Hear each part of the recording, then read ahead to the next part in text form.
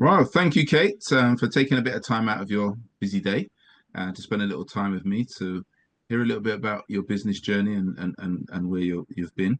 Could you tell us a little bit about yourself and the company? Oh, the company. My name's Kate Chambers, and I'm the founder of a digital platform called the Gaming Boardroom, and it services the global gambling industry, and it's really designed to provide senior execs in the gambling industry with expert insights. We do some networking opportunities, and really just about trying to help them with practical solutions to the industry challenges that they have. But in reality, I'm people label me as a tech startup, and I go in horror at that because I'm not really technical at all. Um, but my background really is in running large scale events, and I spent 30 years doing that, and the last 15 of which was building the biggest trade show in the gambling sector. So I guess 15 years of engaging with senior leaders, industry leaders, and engaging with them meant that my network was just ready for the gaming boardroom. Perfect. So tell us a little bit about what does that target market look like? Are these people who own all the what we would know as the famous betting organizations? Well, like many businesses, if you're not feeding the funnel from underneath with all the people who are joining an industry and have aspirations to one day climb the career ladder. So in a way, the platform services everybody, but I guess at different stages in your career or in what you manage when you have a job or your own business, you have different needs. So, right at the top is the C suite. They have very strategic needs. So, we provide insights and interpret data for them and give them trend reports. That middle senior management, so before they're in the boardroom, but after they've come up through the ranks, they have very operational needs. So, we provide a whole range of operational insights and intelligence for them. And then there's it's like the triangle, that mass at the bottom of people that have joined the industry or just starting their career that are waiting to get into a management position, whether that's sales manager, marketing manager, or if you're a casino operator, rather than be a croupier, you then become a pit boss. So it's all those people that are just starting out, I guess. Brilliant. Is there much competition in your area? I think that there are a lot of media houses. Look, the pandemic, in a way, sorted the wheat out from the chaff in a lot of areas. What it made people reevaluate, I suppose, the business proposition was if it was totally dependent on face to face, which events are.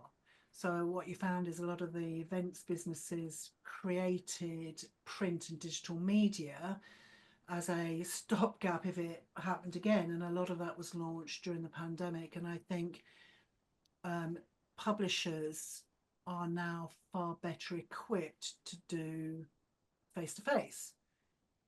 So I think that the industry changed. So is there competition? Yes, there is competition, but you know what? Every industry, every sector has competition. What you've got to work out is what makes you different and do it better than anyone else. No, Not brilliant. necessarily cheaper or more expensive, but just do it better than anyone else and Mm. keep refining your offering, which is difficult if you're in manufacturing, you're manufacturing pegs. I don't know how the humble peg has changed much in the last, I don't know, 100 years. But, particularly nowadays in some of these, fast moving industries, that staying ahead is a constant cycle of watching, talking, waiting, investing, tweaking, managing. So that in itself really actually is a full-time role. No, brilliant. And when we were speaking before we did the interview, you mentioned a bit about website and the use of AI. So in terms of what you were saying about how you can constantly improve in and looking at opportunities. How is that affecting you, the technology right now? Is that a good thing for your business? Oh, it's an amazing thing. And if I'm talking about the gambling industry, which is the industry my business is focused on, it's going to transform everything from the way governments regulate gambling, from player protection, because we always hear the bad and not the good, business intelligence, from automating compliance checks for operators, looking at market trends and interpreting them. I mean, I think AI will give many industries that far more control, I guess, and insight into their sectors than they've really ever had before. And if they wanted it, they had to go and pay for it, which is expensive. Now, actually, they have got some hope in trying to get some of it themselves. It still needs human oversight. It still needs expert, I guess, to translate it. Experts in that sector, but actually, it is transforming and will transform many industries. Phenomenal. And are you finding is it a big investment to make use of AI, or is it reasonable? I don't know what Well, reasonable is really, but I look. There are two ways of doing it. One is you can learn it yourself and find a way, and there's many digital platforms that you can subscribe to which proclaim to help you, but there's a lot of them, and which one should you choose? I don't know. Or you can go and pay someone to do it. yeah, So there's yeah. a both are expensive. One's just expensive in hard cash, and one's expensive in time because, of course, as founders, time's at a premium. You're working a lot of hours, sitting back, and I think as a founder, sometimes I have to remind myself. Actually, yeah, I can do this myself. I'm prepared to learn this because it will help me here, and here. But actually, with regards to this, absolutely no way am I going to learn that. It's much more efficient for me to pay someone to do it. It's a bit like designing a website. I don't want to learn how to design a website. Yes, I'm going to pay a web developer to do it. Do I want to learn how to write effectively for social media or long form or short form articles? Yes, absolutely. I need to learn how to write effectively. So I've put in a lot of time honing my writing skills. But web development, no, no, thanks. My brain doesn't work that way either, really. Yeah, yeah. And it's interesting. It leads to another thing, which is, do you have a typical day? What does your schedule look like each day? Is it similar or is it totally random? What's your typical day Uh, look like? well, I try. Every now and again, I have a bit of a rethink of my diary, and I have to put hours in community, put an hour in for social media, and an hour in for. But I'm not one of these people that gets up at 5 and has a smoothie and goes for a 5K run and then comes back. No, I guess really, I start with a scan of the industry news, LinkedIn, um, updates. I look at the website, look at conversations that are happening in our community, and out of that sort of first hour or so, my husband gets up really early and leaves work at 7. So I sort of before traditional start of the day maybe is at 9. That's normal working hours, isn't it? I spend a couple of hours doing all that with a coffee and try and set myself 3 things that I'll do today. If I do more than that, that's a bonus for me, but I try and set goals to achieve because working, on your own at home can be lonely, and I think sometimes it's hard to get a sense of achievement.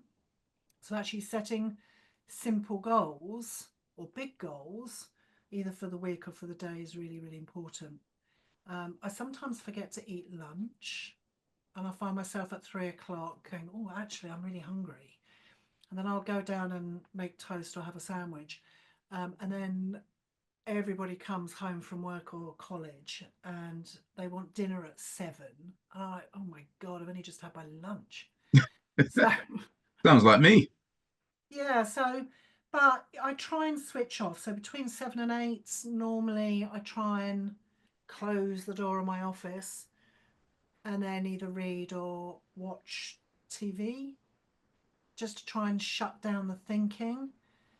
Um, because as a founder and um, because I'm quite creative, my natural stance is creativity rather than technical. Mm, I see ideas in everything, so it's trying to switch my brain off, which is why I don't mind watching the same movie over and over again. Not on the same day, but you know, because it yeah, why not? slows my Well, it's good to brain. have, yeah, it's good to have something where you can have quiet time. I mean, Yeah, as you said, I've met some of the people who they, usually some of the guys get up at 5 and do a 5K run and do all that sort of stuff. But some will listen to something when they're in the gym or training, and some don't want anything. They want total silence so they can just think and clear their mind. So yeah, everybody's got different things. In terms of mistakes, one of the things in I try to share with business owners is that you're not the only one who have made that mistake. You know, a lot of business owners feel really guilty when they don't know something or they're not good at something or they make a mistake. And I say to them, look, I can assure you, millions of us, if I can include myself as well, have made probably made that mistake too. yeah, Don't feel loads. guilty about it. But would you any mistakes you would mention that you think, yeah, maybe I would have done that differently now? Oh my God, in a way, it's like where'd you start? Um, plenty of successes, but Yeah, yeah, plenty of mistakes. But I think mistakes are, it's a learning curve, isn't it? And I yeah, think one of the big things that maybe a lot of founders do is try to do too much themselves. So actually, what you become is a jack of all trades and then master of none. And I think that learning to delegate, it's the same learning curve that you go through when you first become a manager and you step into that management role. You're so you're used to being told what to do, and then all of a sudden you've got to try and delegate and trust others. And actually, that's quite if you can master that, I think it's a game changer, really. Um, but I also, one of the other big mistakes I made was underestimating how long it takes to build a brand. And I've been going for a couple of years now, and really, TGB, which is the acronym of my business, is still in its growth phase. And that the trouble is that the modern generation, I don't know because I've got two sons of 18 and 26, and they want everything now. It's that instant gratification scenario that goes on with Gen Z. I don't even know whether they're in Gen Z, but Gen Z, I the know what new you mean. I can't keep generation. up with either. Ugh. I It's the patience that you need to pace yourself and understand that you can't force a brand. It has to happen organically. Yes, of course, you can nudge it and nurture it and do the right things, but actually, it takes time. I'm lucky. I sort of started off with a network, although um, not on a traditional on LinkedIn, I guess, and verbal and relationship, but it takes a long time. So those are Yeah. the two big things: Yeah, no, I delegation. like that. Yeah, I mean, I think they're really good things about the art of delegation, realizing you can't do it all yourself. Mm, It's a big struggle that for me to convince business mm. owners to let go a little bit, because not letting go Well, can stifle the business.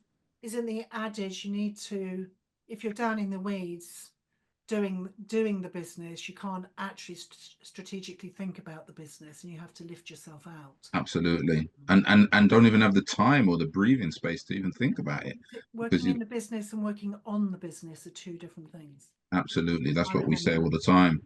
And then, yeah, absolutely. And then, as you said, that sometimes you have to take the long game. Think a little bit long term. It's not always going to happen immediately. So you got to be, as you said, a little bit patience, or the word that's often used in business is resilience. You have to be a bit resilient because Yeah, results might not thick-skinned come as well. immediately. Yeah. Yeah. Yeah. How about when you think of successful people? what sort of people comes to mind? Who do you admire when it comes to success? It doesn't have to be business either necessarily, but who do you Um, admire? I did think about this, and do you know what? The first person I came up with, probably everyone's going to gasp in horror. Okay, and it would have been all right if I'd said this November. In November, I quite admire Elon Musk. I know he's a bit of a he's a bit controversial, isn't he?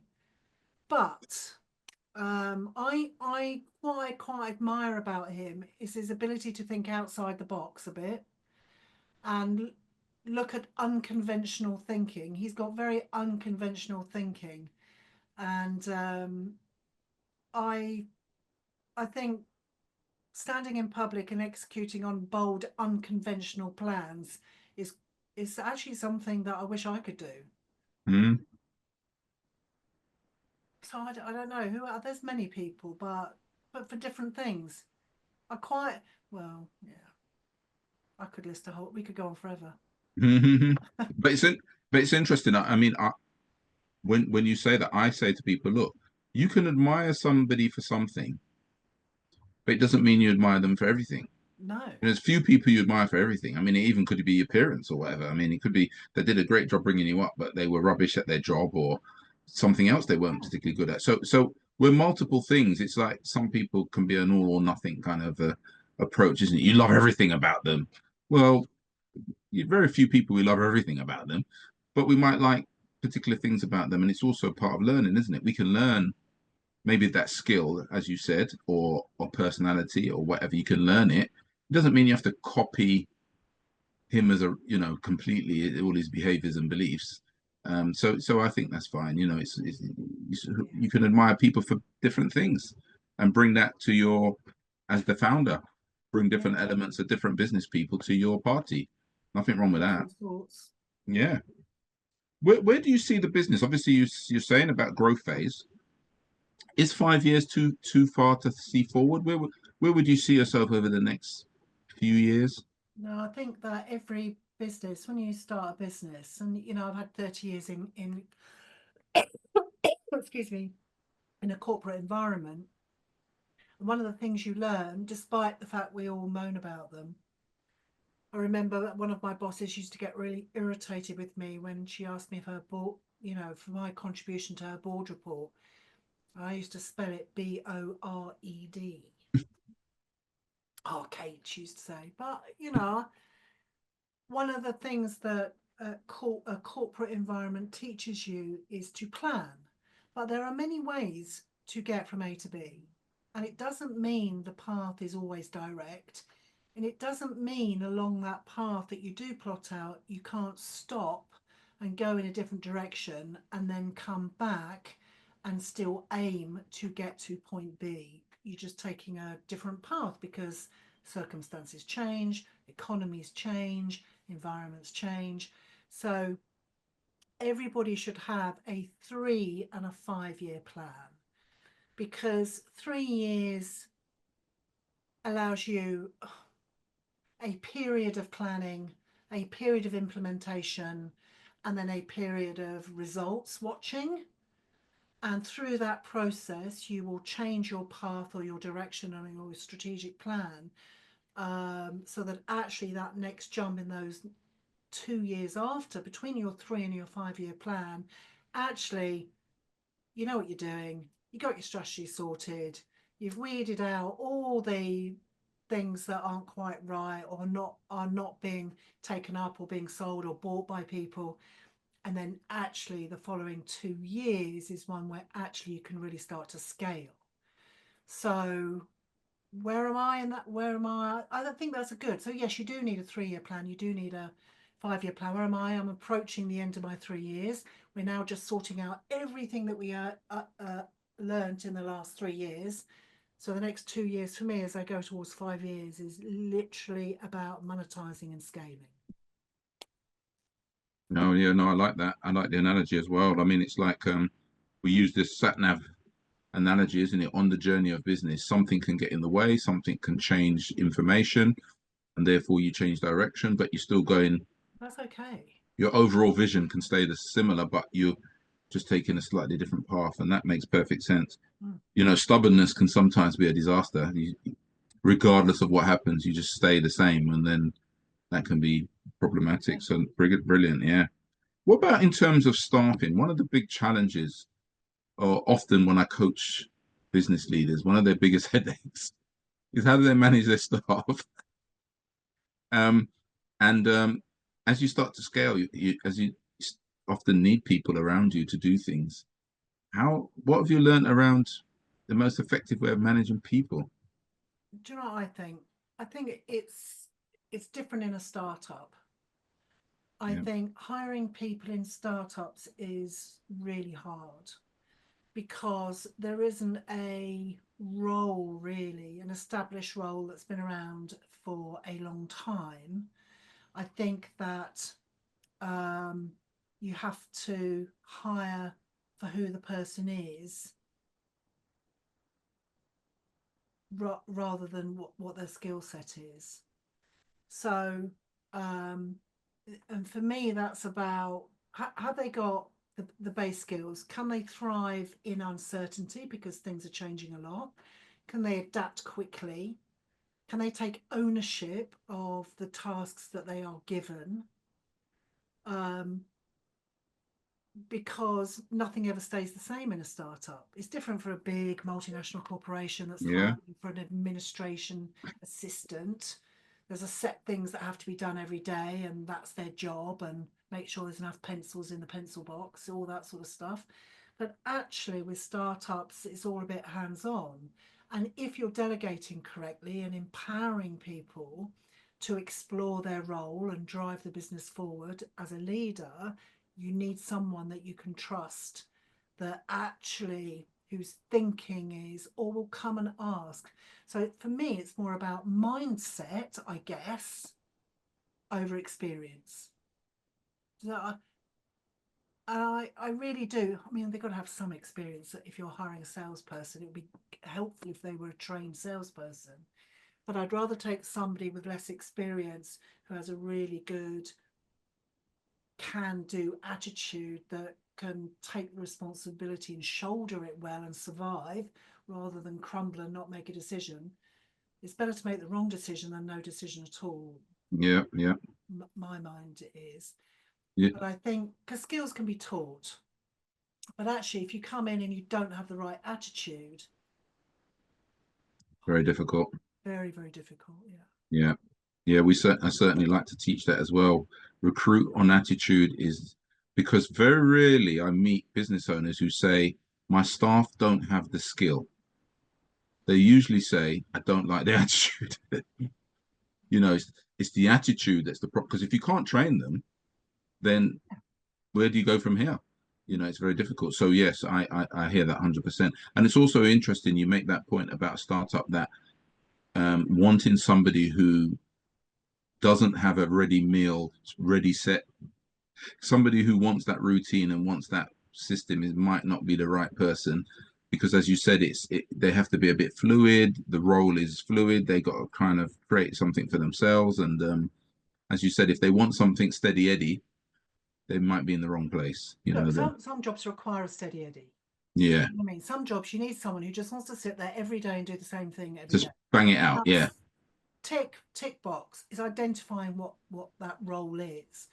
But through all my management experience when I've been recruiting, the one thing I've learned is it's much easier to hold someone back than it is to kick someone and make them move faster.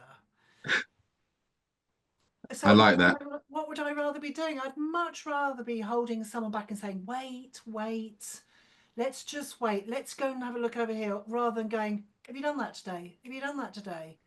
Why haven't you done that today? You said you were going to do this today. Oh, it's mind numbingly irritating. But actually, seeing enthusiasm and somebody's got the light on behind their eyes, and you're going, whoa, holy moly. Do you know what I mean? That was me racing, racing, racing. Like my boss is going, stop, just stop for a minute. Do you know what I mean? It's much easier. Yeah, no, that's great. Yeah, cool down the enthusiasm. But yeah, how do you make somebody enthusiastic that hasn't got Oh, the enthusiasm? It's very difficult, isn't it? Yeah, yeah. it's very troubling.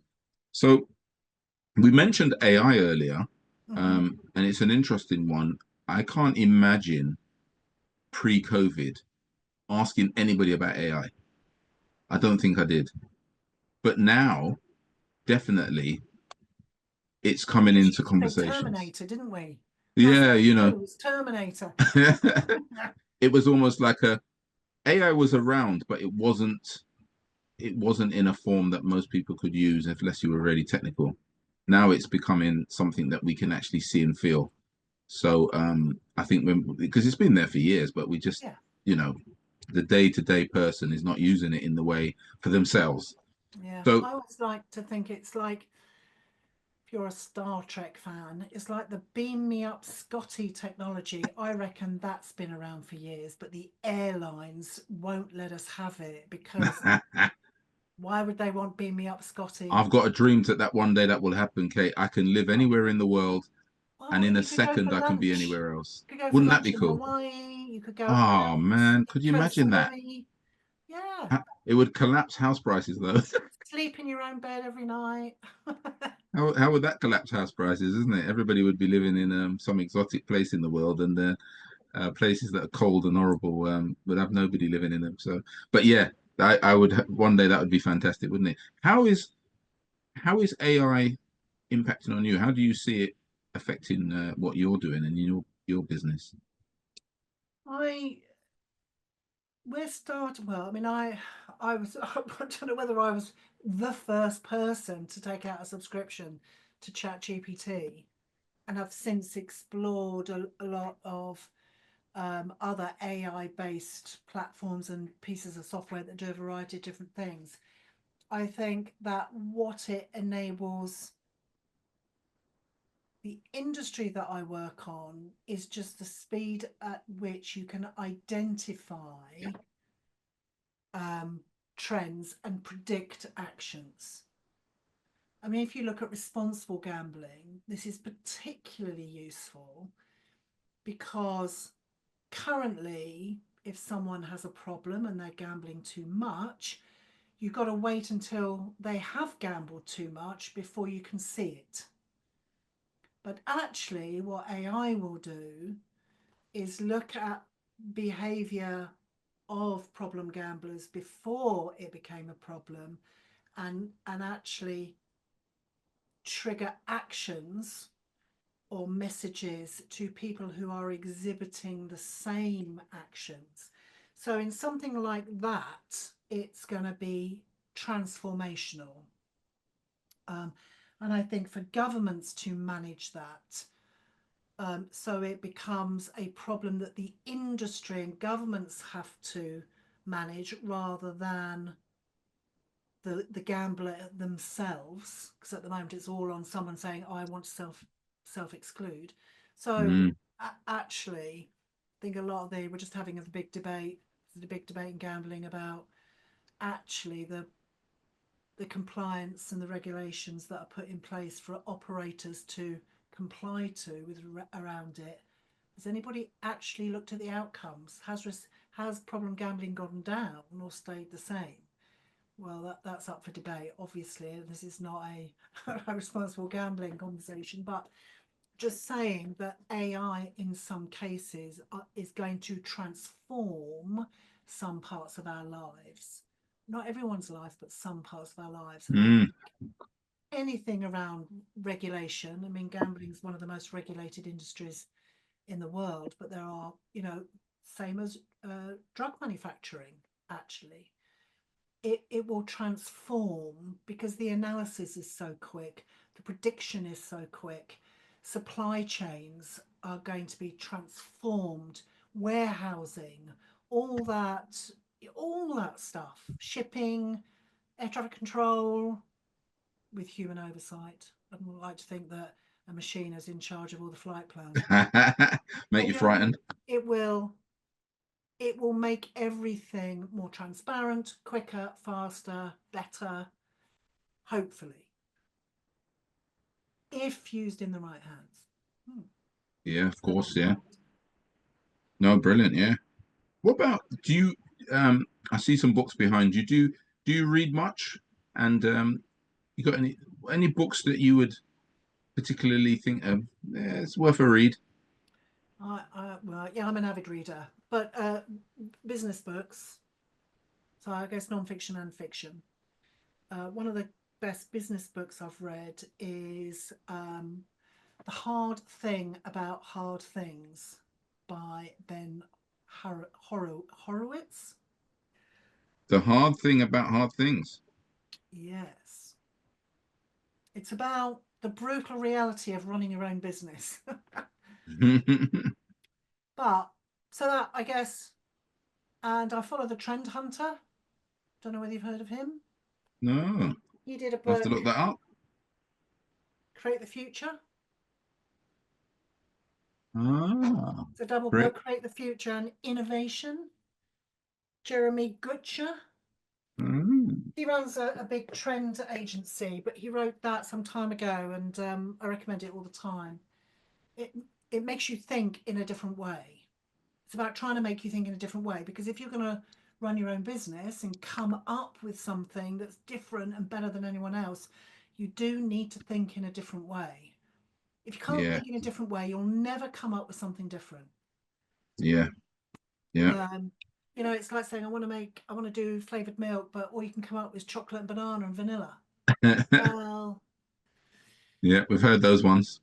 do you know what I mean? So if you want to do something slightly different, the way in which you think and plan and look at things has got to change. That's a great book for that.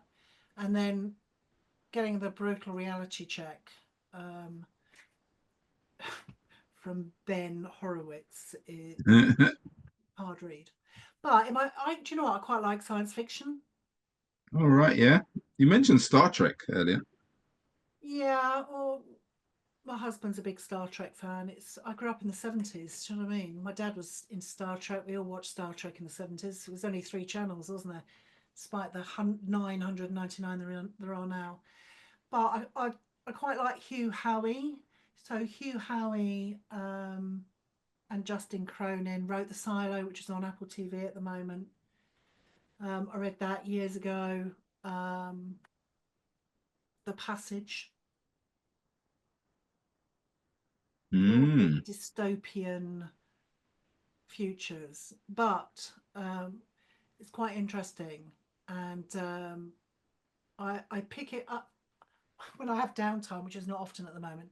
I'm actually writing a science fiction novel, but I do the odd chapter here and there all the time. But let's see, it may never go. It might be accompany me to see the angels unfinished, but who knows? that's pretty cool, right? A science fiction book. Okay, we'll have to look out for that Oh, do one. you know what?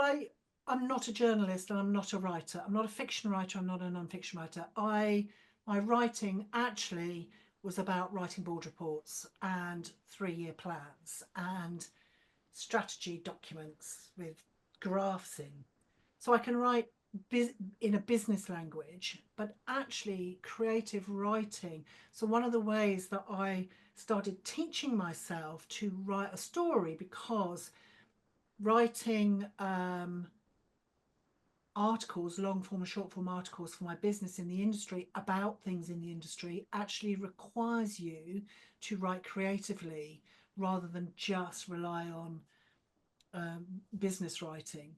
Yeah. Because actually, we all want to be entertained. Everybody wants an experience. People consume information that actually is story led, and it means it has a narrative, beginning, a middle, and an end. And actually, what's the better way to learn how to do that is actually just write a book. Now, it Mm, no good, but it made me plan, just like you have to plan articles, just like you have to plan business reports or, the cybersecurity report 2025. There has to be a beginning, a middle, and an end. And what better way than for a bit of fun is to, or write short stories, same thing, or a children's book, or anything you want. I think it's a really good way. So that's one of the ways that I was teaching myself to write, I guess. So no, it's brilliant. Yeah. No, I like it. Yeah, it's interesting. What would you say is the biggest challenge in your industry right now? Um, for me, in the gambling industry, it's regulatory uncertainty. I think the UK Gambling Commission didn't do anything for years and years and years, and then all of a sudden there's loads of changes coming, changes in advertising, changes in levies. I think operators and suppliers who work in the sector are constantly navigating the shift in regulation. Um, so I think, and you know what, adhering to regulation in any industry, and you ask anyone, whether it be in the premium spirits market or oil and gas industry, making sure you comply with current regulation, there's whole teams that they have to employ to do it. And it's very expensive because you normally have to subscribe to a specialist trust. Mm, You have to pay for this team of people to constantly checking on all your company activities, all your advertising material, you know, everything, just to make sure you comply, because the fines are getting bigger and bigger and bigger. So probably similar to many industries, it's the regulatory uncertainty, I guess. mm. But that's one of the ways AI can help. Yeah, no, I hear that. Mm. We're almost finished. Just got a couple of questions more. One of them is I like to ask if I gave you £100 million to invest in, it's a lot of money to Go invest in sit on the beach in business, Spain. 100 million to invest in business, what would you do with it? um, but you know what? I'd probably do the same thing, but I would build a next generation platform that that really, so integrating AI, driving market metrics, compliance updates, predictive analysis or insights, and putting all that in one place. So it became a one-stop shop for somebody to come and get all the information they need. Because just like you're, oh, we're having to go to this platform for this and that platform for that. We need to subscribe to this newsletter for that, or buy that book for this. And I think that having it all in one place saves time, will be more cost effective. And actually, if you understand where the insight's coming from, you don't have to interpret the writer or the expert, because the expert is all in one place. And if I'd done that, I would roll it out into different industries, because I think a lot of industries are drowning in data, but Mm, actually they lack smart ways to use that data effectively. That's yeah, it's an interesting challenge of the modern world, isn't it? We've got more data than we've ever had, but can you make sense of it? and What's it why are we telling you? collecting it? Why are we collecting it? If we're not Yeah, using it, why are we collecting it? absolutely. But I don't need gold taps and private jets. But that's what I would do. Yeah. Fair enough. And my final question is for people listening to this, what would you leave them? People who either they're running their own business or they're thinking of running a business. What tips would you give them to say this is things you should think about when you start a business or run a business? What would you say? I think be patient. Success takes longer than you think. But just like social media, be consistent, because consistency wins in the end. Um, hire for mindset, not just skills. You need people around you that are supportive and you can trust, that actually will support you rather than you just supporting them. Um, sometimes you have to make decisions without all the information, because if you wait for the perfect data or wait for certainty before making a decision, it just slows you down. Yeah, Sometimes you just have to take a punt and go, damn it, I'm just going to do it.